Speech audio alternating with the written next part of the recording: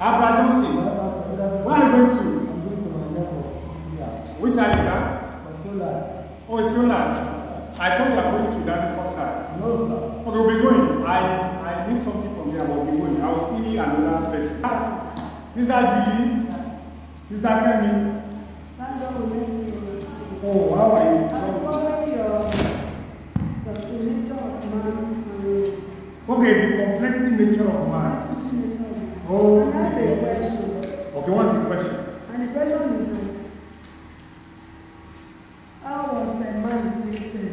Who created man? How was man created? Who is man? Who is man? That's wonderful. What's the other question? I mean, you know, I have a question I want to ask you. What is the complexity nature of man? okay. Did they come with it to this earth, or did they get that complexity in this earth? Do they come with complexity to this earth? Yes. Or do they get that complexity here on earth? Oh, Holy Spirit, help me. This is your question to us, very complex. May God have mercy in Jesus' name. Where did man come from? There are many stories about where man come from. There are many mythologies. You see, in different traditions, they have their own story how man was made.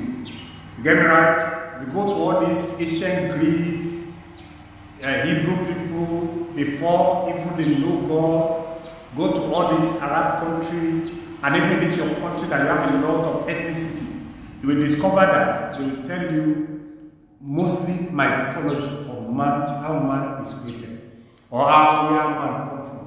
The scientists too, they have their own story. They have what they call the theory of evolution. You get me right? They started from one thing to the other to the extent that later a man become what is called Homo sapien. And they believe that Homo sapien there's an evolutionary from ape. That is, man has some traits of chimpanzee and apes and all those things. You get me right? And the meaning of Homo sapien is the wise man. See, the Latin word really. That is to say, from all those animals, they cannot reason.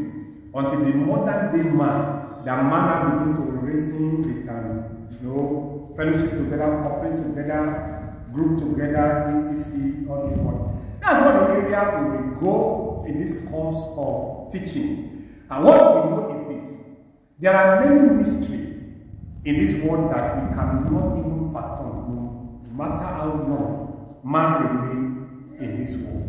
Or at times, when I study science, and they be talking about maybe 10 million years ago. It will look so funny to me. What technology? Is that technology that tell them that something is existed 10 years? Nobody can go into the past. You get me right? But that's not the area where we let's go to the basic. The book of life, which is the Bible. And this one will answer the two questions. In the book of Genesis chapter 1, verse 1, the Bible says, in the beginning, the Lord God created the heaven and the earth. And the earth was without form and void. And darkness was upon the deep. And the Spirit of God moved upon the surface of water. And that Spirit of God has a voice. And the voice is all about making things. Let there be light. You get me right? Now, when the Bible says in the beginning, it means that God was before the beginning. He was the one that set a time and called it the beginning. That God is a mysterious God. He is unsearchable. There is nobody that can search God and know everything about Him. Our brain can never comprehend it. You understand? It is only what He revealed to us that we know. We cannot know beyond our capacity. You understand what I mean? Now, let's get to the situation of man. On the sixth day, He announced and said, let us make man in our own image. When I say what is a man, just like what I taught in the initial stage of this teaching, that man is an image of God. You get me right? Now, when God He announced that let us make man in our own image. You get me right? Now, when God made that man, He made the man out of dust. The Bible says He breathed into that dust, and the dust now become a living soul. Now, I talked about soul this last week. that the soul is the person in you. This our body is just like a container. This body will go with this world because it must return back to the dust. You understand? When man becomes a living soul, God look at man and say, it is very, very good. But God never made that man to be a perfect man. You get me right? Man was attached with what is called ignorant. You get me right? Now, how do you know that? When that man, Adam, was giving name to all the animals, God now said, it is not good for this man to be alone. Adam did not know, he never knew that he was alone. You understand? And God now made him to fall asleep and brought out bone out of him and put flesh there. And God said, before he did that, said, I will make an helpmeet for him. You understand? You know the meaning of helpmeet? Somebody that will be filling the gap on your behalf. We are deficient.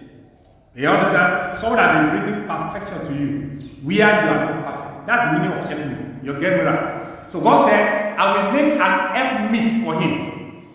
But when Adam came out of his sleep, you understand? He said, wow, what is this? Instead of him to ask God, what is this? He said, this is the bone of my bone and flesh of my flesh. God called that thing helpmeet. And Adam said, woman. You understand? Woman. Get me right? What is womb? Womb is something that carries things that are secret. You get me right? And you know, when he said, bone of my bone and flesh of my flesh, that is to say, it can represent him in any capacity. The devil, the serpent, knew that. So the serpent did not come to meet Adam. He went to meet the womb man. And the mystery is this: since you has become what is called womb man, you are really derived from what is called helpmeet. That is why you see, when women are praying, ladies are praying to get husband, they be praying like this: God, give me a husband that will be pampering me, that will provide for me, that will be doing this, that will be doing that. They will never pray that God give me a man that I will help in life.